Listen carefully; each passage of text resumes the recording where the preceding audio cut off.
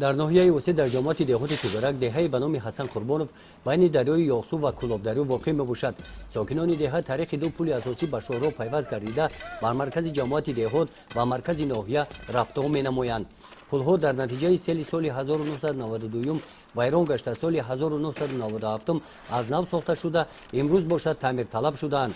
ساکنان دهه با جلب صاحبکاران اقدام گرفتند که طریق حشر پل‌ها را تعمیر نموده سهم خود را در آبادی این گوشه دههشان می‌گذارند.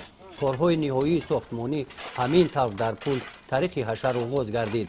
در دهه حسن قربان زیاده از 400 خوجگی موجود می باشد که این در دهه حسن قربان دو پل وابسته کرده شده است. یک تا از پایان دهه و ایجاده او شما زیاده از 40 متر رو با دستگیری صاحبکاران به اتمام رسانیدیم. حالا در این پل دیگه کارهای آبادانی رفته شده است که این با مرکز ناحیه و جماعت توگرک و شهرک کلوب دهه را پیوست می نماید. تشبوسکاران حشر در دهه مرتضی قربانوف وکیل مجلس جماعت دهات و دلشاد مومن لایحه‌کش میباشند.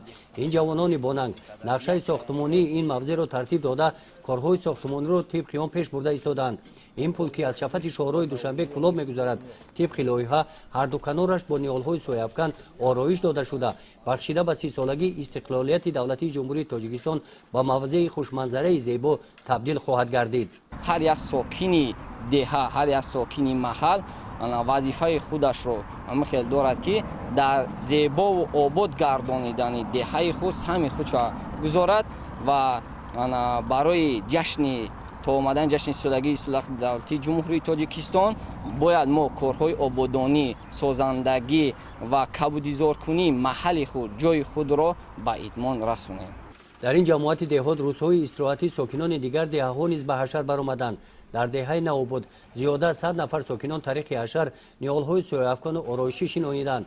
بین نیالها گلی صدبرگ شنانیدند. با مقصد کبودیزار نمودن شفت راه محلی قطعه‌های ناهموار شفت راه را هموار کردند. گزارش خواجه نظریف خدای نظر ظهروف از ناحیه واسع برای برنامه اطلاعاتی نوید.